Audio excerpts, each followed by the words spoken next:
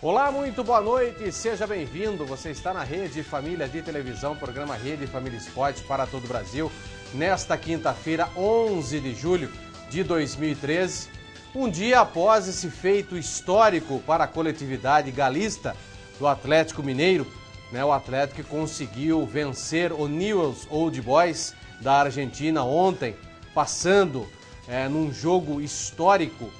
Conseguiu vencer por 2-0 no tempo normal e depois foi para os pênaltis e venceu por 3-2 no finalzinho. Brilhou a estrela mais uma vez de São Vítor.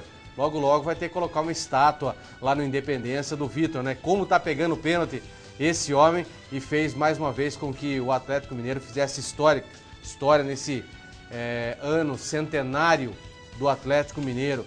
Mas parabéns ao Galo, né? E ontem todos nós, né? E não é demérito nenhum reconhecer. Ontem até eu falei que não daria para o Atlético Mineiro, até em virtude de tudo que acontece no mundo do futebol, com 2-0 fora, é muito difícil isso, historicamente no futebol a gente já viu isso, é normal esses comentários, mas hoje dou o braço a torcer realmente, que foi realmente um jogo fantástico, a mística do Independência fez o favoritismo do Galo realmente, e depois no finalzinho todos puderam comemorar essa passagem do Atlético Mineiro nessa tão sonhada final contra o Olímpia do Paraguai. Eu acho que o maior problema já passou, que eram justamente os argentinos do Newell's Old Boys. Agora, acho que, no futebol a gente nunca pode falar assim, né? Ontem o Nando falou, o craque, o Santos vai moer o craque. Ontem foi 1-1. Tá vendo, seu Nando? Bocudo. Tá vendo, o senhor falou ontem? Você viu o que deu, né? 1-1. Mas o futebol é o único esporte que nem sempre o favorito acaba vencendo. Nem sempre. É o único esporte que a zebra, ela sempre dá aquela passeadinha, né? E ontem nós pudemos ter mais uma vez uma situação como essa, né? O craque deu aquela passeada ontem na Vila Belmiro e acabou tendo uma surpresa ontem contra o Santos. Mas o Atlético deu mostras de que chegou como favorito, como era, né, desde no início da competição, quando fez aquela brilhante campanha sendo o melhor time da Libertadores da América, carregou até o final esse favoritismo e tem a oportunidade agora de defender esse título com o Olímpia do Paraguai e o último jogo decidido em casa.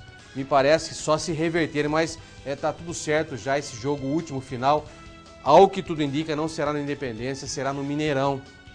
E aí a mística, né, do Independência.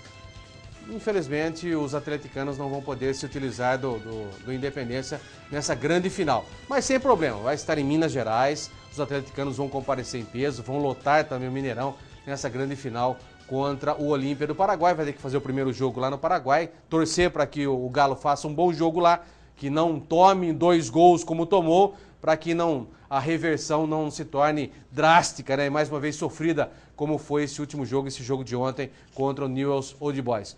Boa noite, Veloso. Ontem o senhor estava comentando esse jogo, né? Também esteve participando do jogo do São Paulo contra o Bahia. Aliás, depois nós vamos falar do São Paulo também. Que fase vive o São Paulo, hein? É verdade. Ao lado do Zete, o goleirão Zete. Aliás, um abraço ao Zete também, uma pessoa fantástica também. O Branco também estava lá, o Alemão estava ao seu lado também, com o pessoal da Estadão e ESPN. Acompanhei vocês ontem na rádio. E depois, no pós-jogo, vocês ali comentando o jogo do Atlético. Foi difícil, né? Você que já foi um jogador do Atlético, estava ali suando, ali comemorando depois no final essa passagem do Atlético. Boa noite, seja bem-vindo. Boa noite, Guina. Boa noite ao atleticano, né? Finalista da Libertadores. Acho que um dia especial para o atleticano e um jogo muito dramático para o Atlético, né? O Atlético, as 2 últimas fases da Libertadores, eu acho que virou rotina ver a imagem pela televisão, o atleticano chorando no Independência, né? Pela dramaticidade do jogo, pela maneira como o jogo se encaminha no seu final. Então, 2 jogos dramáticos que o Atlético jogou no Independência, mas conseguiu um objetivo histórico, né? Pela primeira vez em sua história, o Atlético vai fazer a final da Libertadores. Pela campanha também, o Atlético até o momento soube usar o fator de decidir as partidas em casa. Todos os jogos que o Atlético trouxe para decidir no Independência, né? que é um fator campo que o Atlético tem usado muito bem, com a torcida comparecendo em massa, prestigiando, empurrando o Atlético. Eu conheço muito bem essa torcida, sei a força que eles têm e mais uma vez o Atlético vai ter a chance de decidir em casa. A gente não sabe ainda se realmente vai ser Independência ou Mineirão, provavelmente até o Mineirão, mas nesse momento acho que pouco importa também. Se tiver 80 mil ingressos, vai ter 80 mil atleticanos, se for 70 mil, vai ser 70 mil. Joguei semifinal de Brasileiro ali já, é aquela torcida lotando o Mineirão, vai fazer do Mineirão um caldeirão também. O Atlético agora sim, na minha opinião, é o grande favorito nesse momento, né? Espero que possa fazer um grande jogo lá no Paraguai também. Não errar, né? Errar menos. Né? Você vê como a vida do goleiro é difícil, né, Guina? O Vitor foi decisivo contra o time do México. Como que é o nome? Agora me fugiu o nome, mas daqui a pouco a gente fala. Pegou o pênalti no finalzinho, o Tijuana. Pegou o pênalti no último minuto. Aí foi jogar lá fora agora, nesse momento, contra o Newell's Old Boys, armou uma barreira errada, um detalhe, né? Um detalhezinho de armou uma barreira errada, acabou tomando o segundo gol, né?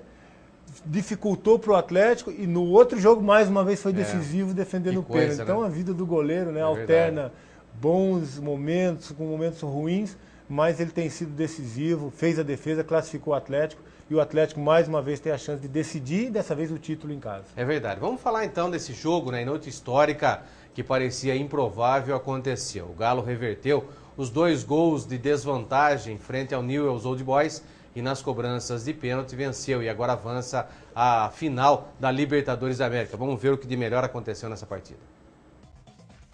Na noite de ontem, no Estádio Independência, o Atlético Mineiro conquistou a tão sonhada vaga para a final da Taça Libertadores da América 2013. O Galo começou arrasador. Bernard recebeu bom passe de Ronaldinho e fez o primeiro do Galo logo aos 2 minutos de jogo. Tudo parecia decidido a favor dos hermanos quando o atacante Guilherme entrou na partida e decidiu, batendo de fora da área, fazendo 2-0 para o Atlético, quando a partida já se encaminhava para o desfecho final. A decisão foi então para a cobrança das penalidades e o Galo Mineiro venceu por 3-2, após os argentinos errarem 2 cobranças e Vitor pegar o último, batido por Maxi Rodrigues. Muita festa e emoção nas arquibancadas do Estádio Independência. Na final, o Atlético enfrenta o tricampeão da Libertadores, o Olímpia do Paraguai. Os mineiros terão a vantagem de jogar a finalíssima no Mineirão. O Atlético, pelo campeonato que fez, pelo ano que vem fazendo, não merecia ter saído eliminado dessa forma. Né? Lutamos, pegamos adversários difíceis. Agora é comemorar essa classificação inédita e já começar a estudar a equipe do Olímpia. Cheguei à seleção, cheguei ao reconhecimento mundial com este clube. Então não tem como não criar um carinho, não tem como querer fazer história. E depois do que Deus fez no jogo contra o Tijuana, uma obra tão grande, um propósito tão grande que ele cumpriu nas nossas vidas, hoje não seria diferente. Eu creio e tomo posse que a gente vai chegar forte diante dessa final e a gente vai novamente em busca do título. É sempre assim. Lutar. Já o hino já diz. A gente é assim, a base de tudo. Contra todas as adversidades. A gente vem aí passando emoções que tem que ter coração para aguentar. Mas é muito prazeroso poder dar esse presente para o torcedor. Esperamos ter um grande adversário na final, mas final é 50% para cada lado. E a emoção desse gol no finalzinho? É inexplicável, só Deus sabe o que eu estou sentindo. Depois de tudo que a gente passou, né, nesses últimos meses, últimas semanas, cada jogo uma emoção. Então a gente fez por onde para estar nessa final, desde o começo da competição, né? Torcida apoiando, a gente dando nossa vontade, nossa garra dentro de campo. Então não podia ser diferente, tinha que ser desse jeito, sofrido. Conseguiu reverter uma vantagem de 0-2 por um time argentino. E é um time bom. Um time que, se você deixar eles tocarem e gostarem do jogo, entram com maior facilidade, um time extremamente técnico. Então Então a gente tinha que fazer 2 gols e não tomar nenhum para levar para o pênalti, né? É muito difícil, muito complicado, mas a gente tinha a força da arquibancada, que se fez presente, né? Olha, Veloso, eu acho que méritos do time, lógico, 100%, os jogadores estão lá, mas méritos muito maiores também são do técnico Cuca, que conhece os seus comandados e teve a ousadia de, no momento oportuno, de saber que o time não estava funcionando, de sacar os 2 principais atacantes, né? Sacou o Bernard, ao mesmo tempo, sacou o Diego Tardelli para colocar o Guilherme e para colocar o Alexandro. E o time foi outro. Dificilmente um treinador consegue fazer isso. Normalmente ele saca um zagueiro, ele saca um lateral e coloca mais atacantes. Não, o que fez? Ele preferiu não mexer no sistema defensivo ou no sistema de meio campo, manteve que sabia que a equipe do Newell's é uma equipe muito perigosa, principalmente no sistema de meio campo e defensivos. Teve a grande oportunidade, o Newell's, de fazer o gol, então ele teve medo, até teve muito respeito com esse time, mas resolveu mexer no ataque. A Estrela acabou brilhando porque os 2 atacantes acabaram funcionando muito bem. É verdade, e ele não tinha muita alternativa também, porque o Newell's estava muito fechado ali, né? E ele tinha que tentar encontrar um espaço para furar esse bloqueio da defesa do Newell's Old Boys. Também tirou o Pierre e colocou o Luan, ou seja, uma mudança também ousada, né? Para botar o time mais à frente. É claro que você tem que assumir riscos, vale a vaga para a grande final, valia, né? E o Cuca mexeu bem, mexeu muito bem. O Atlético enfrentou muita dificuldade na partida, o Newell's muito fechado, perigoso no contra-ataque, né? Teve um momento que poderia até ter decidido a partida, um jogador acabou atrapalhando o outro na conclusão, mas o Atlético chega com a melhor campanha, jogando às vezes com a técnica, às vezes com a raça, com o coração. Eu acho que é a cara do torcedor, né? O Atlético vem jogando nessa competição. E realmente um momento especial para a equipe, para os jogadores, eu acho que principalmente para o Vitor, que vem fazendo história no Atlético, sendo decisivo nos momentos em que o Atlético mais precisa, ele aparece. E eu espero que seja assim também, né, nessa grande final, que você vê como a tradição da Libertadores, os jogos são tão difíceis, tão apertados, que o goleiro costuma aparecer sempre. Nós tivemos na história do Palmeiras, né, com o Marcos, foi muito importante. O Corinthians, o Cássio também foi muito importante, decisivo também. E agora a gente vê o Vitor e o Zete também, que eu estava com ele ontem, a gente estava lembrando. O Zete também muito decisivo no título do São Paulo. Então o goleiro leva uma carga de responsabilidade muito grande num torneio como esse, em que o equilíbrio é muito grande, prevalece nas equipes e muitas vezes a técnica fica até de lado, né, para mais competição mesmo, disputa, e o goleiro tem um papel fundamental. É verdade. Vamos falar agora de Copa do Brasil. 3 grandes clubes do Brasil entraram em campo pelos jogos de ida da 3ª fase da Copa do Brasil. E apenas o renovado Santos ficou no empate em casa com o Craque de Goiás. Vamos ver os gols. O Internacional de Porto Alegre recebeu o América Mineiro pelo jogo de ida pela 3ª fase da Copa do Brasil na noite de ontem. Rodriguinho abriu o placar para o América ainda no primeiro tempo. D'Alessandro empatou aos 20 da segunda etapa. Forlan virou aos 23. E Maurides, que havia entrado, fechou o placar quase no final do jogo. Inter 3, América Mineiro 1. Santos e Craque de Goiás jogaram na Vila Belmiro. O volante Leandrinho abriu o placar para o Peixe aos 39 do primeiro tempo. E Ben-Hur empatou para o Craque aos 21 da segunda etapa. Final, Santos 1, Craque também 1. O Asa de Arapiraca e o Flamengo se enfrentaram nas Alagoas. Os gols aconteceram no segundo tempo.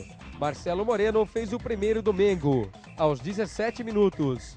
E Nixon fechou o placar, 10 minutos depois. Final, Asa 0, Flamengo 2. Pelos 3 jogos importantes, né? A vitória do Flamengo, a vitória do Internacional, mesmo saindo perdendo de 1-0. E a surpresa foi o empate do Santos, né? Todos achavam que o Santos pudesse golear jogando em casa na Vila Belmiro, mas o Craque veio bem defensivo, né? Acabou o Santos não tendo oportunidade de furar esse bloqueio defensivo. Foi obrigado a usar as bolas chutadas de fora da área para tentar furar esse bloqueio. Numa delas até funcionou, na feitura do gol do Santos, mas depois o time acabou não se encontrando em campo, a garotada não teve a tranquilidade necessária para vencer a partida, para segurar esse resultado, e aí o craque acabou num cruzamento pelo setor direito, tomando o gol, né, do zagueiro que se antecipou ao Aranha e acabou tendo o gol de empate.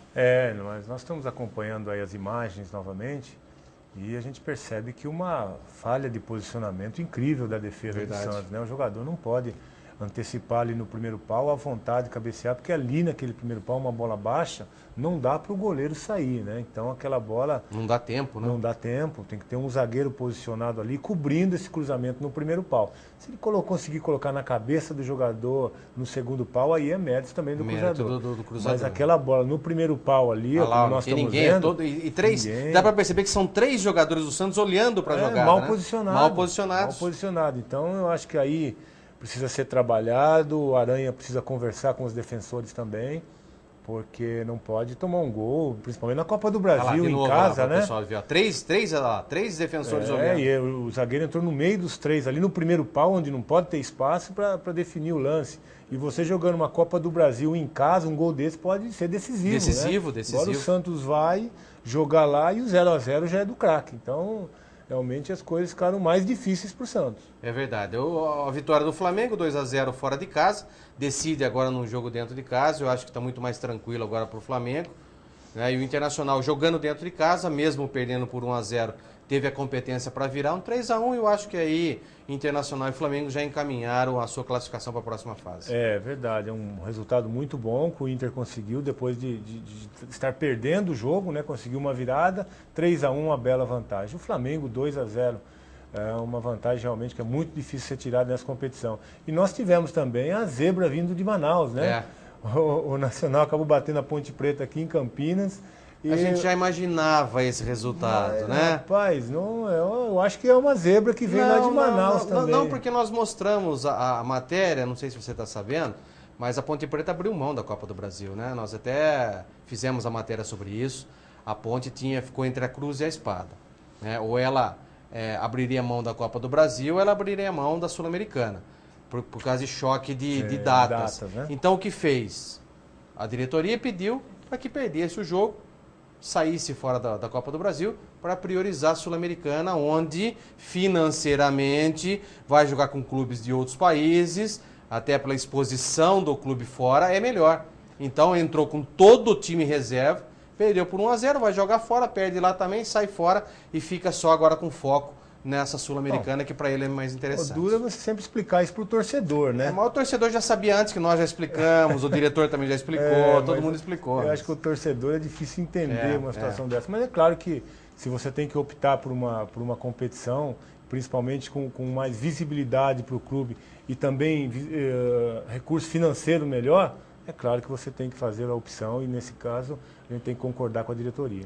Vamos colocar então na tela os resultados da Copa do Brasil 2013, nessa fase, né, os jogos de ida. Santos 1, Craque 1, Asa 0, Flamengo 2, Inter 3, América 1, Ponte Preta 0, Nacional 1, Fortaleza 0, Luverdense 0, é o único 0-0 desta rodada da Copa do Brasil 2013. Com 2 expulsos, o São Paulo perdeu para o Bahia por 2-1 na noite desta quarta-feira no Morumbi, em duelo adiado pelo Campeonato Brasileiro, e viu a pressão aumentando às vésperas da chegada do novo técnico. Acompanhe. Com Milton Cruz interinamente no comando, o São Paulo não resistiu à força do Bahia e perdeu de virada no Morumbi na noite desta quarta-feira. O tricolor paulista abriu o placar com Aloísio aos 14 minutos. Os gols do Bahia vieram no segundo tempo, com Anderson Talisca empatando e Fael dando números finais à partida. E teve ainda o estreante lateral direito do São Paulo, Clemente Rodrigues, e Luiz Fabiano expulsos. Veloso, quem fala demais dá bom dia a cavalo.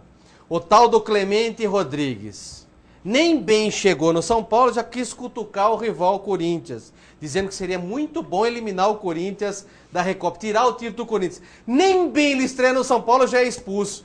Quer dizer, é brincadeira, né? Foi uma bela estreia, né? Maravilhosa, né? o time está empatando em casa, ele ser expulso e na jogada da expulsão dele que origina a falta ainda sai o gol da vitória do adversário, né?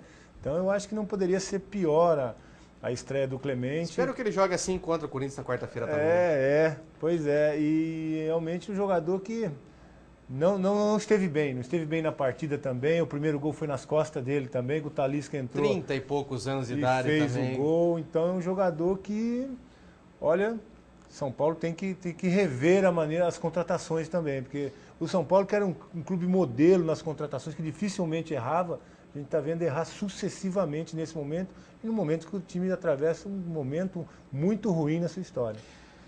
Hoje eu até acompanhava algumas entrevistas, Veloso, e o que mais me chamou a atenção foi a justificativa que os dirigentes deram pela contratação de Paulo Autuori, dizendo que a valorização do CT,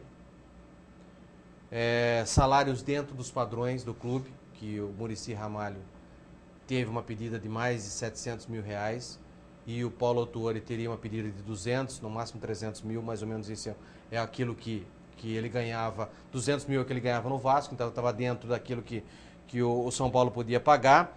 Relacionamento com os jogadores, isso pesou muito, que o relacionamento do Muricy com os jogadores não é bom, segundo o próprio dirigente do Santos falando com os dirigentes do São Paulo, e o próprio dirigente do São Paulo falando também de experiência própria que já teve com o Muricy lá dentro. Uma das razões pela demissão dele foi essa também, e o histórico vitorioso na equipe. Essas foram as razões que levaram à contratação de Paulo Autuori e não a Muricy Ramalho. O que dá para falar desse apanhado de informações do São Paulo, essa justificativa para o torcedor da opção de Paulo Autuori e não por Muricy Ramalho?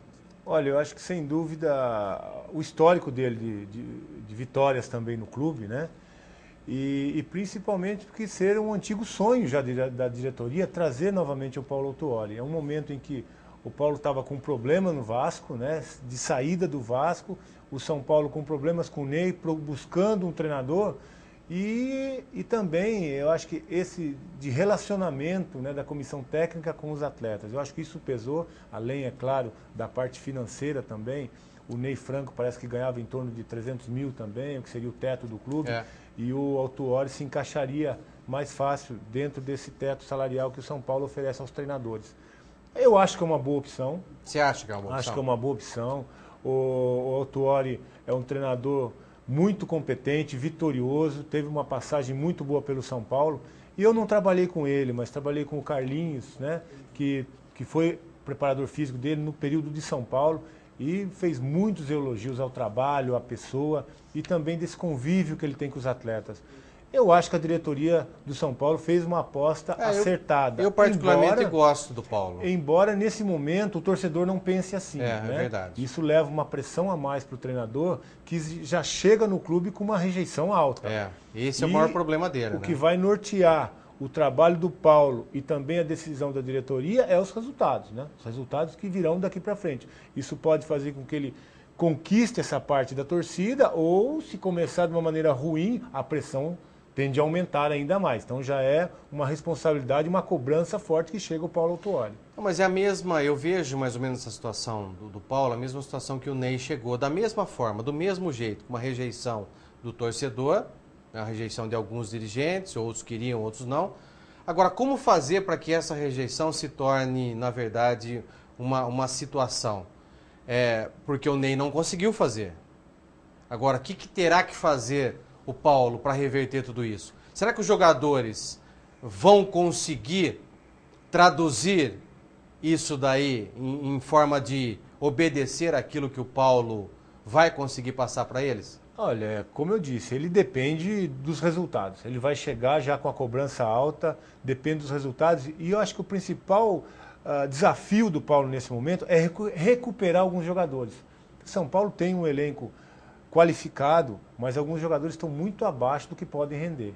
Luiz Fabiano foi expulso mais uma vez ontem. Expulso mais uma vez. Mas o Luiz Fabiano tem sido expulso porque ele está muito abaixo do que ele pode render e ele está tentando jogar e não está conseguindo. Então é um dos jogadores que o Paulo precisa conversar, precisa recuperar. Mas conversar adianta? Já não está sendo conversado há muito tempo. Ele precisa saber o que está acontecendo, porque não é normal o Luiz Fabiano ter um rendimento tão abaixo como vem atuando, jogando. Então precisa saber o porquê, o que está acontecendo, se Não é hora dele sair, não, condição física, se é algum problema extracampo, se é o problema que ele teve com a diretoria. Eu acho que esse é o maior problema. Precisa saber o que está acontecendo, se ele quer continuar no São Paulo. Então precisa recuperar esses atletas.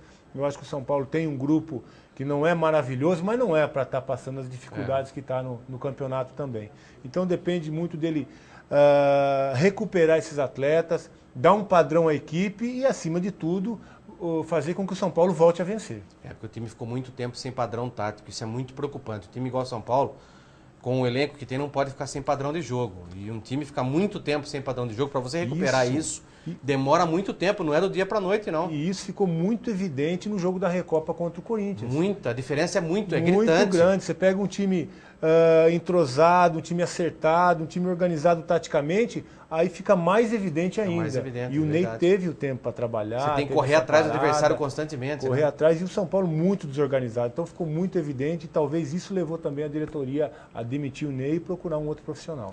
Após o jogo de ontem, nesse jogo adiantado, né, que o São Paulo vai ter que fazer alguns amistosos fora do país, vamos ver como é que ficou a classificação do Campeonato Brasileiro. O Botafogo é líder com 13 pontos ganhos, segundo Coritiba com 12, em terceiro Bahia 11, em quarto Vitória com 10, em quinto o Fluminense acompanhado de Cruzeiro, Internacional e Corinthians com 9 pontos ganhos. O Grêmio também segue com 9, em décimo São Paulo com 8, em 11º Santos com 8, seguido do Goiás também com 8, na 13ª colocação, Atlético com 7, Vasco 7, Portuguesa 7, Ponte Preta aparece na 16ª posição com 6 pontos ganhos. E os últimos 4, Criciúma com 6, Flamengo 6, Atlético Paranaense 6 e na última colocação o Náutico com apenas 4 pontos ganhos. Ai, que situação agora, hein? Vamos falar do Luiz Fabiano ou vamos para o intervalo agora? Intervalo? Vamos então, primeira parada do Rede Família Esporte. Daqui a pouco a gente volta, logo após as nossas mensagens comerciais, falando um pouco mais desse Campeonato Brasileiro, Copa do Brasil e muitos outros assuntos dentro do nosso Rede Família Esporte.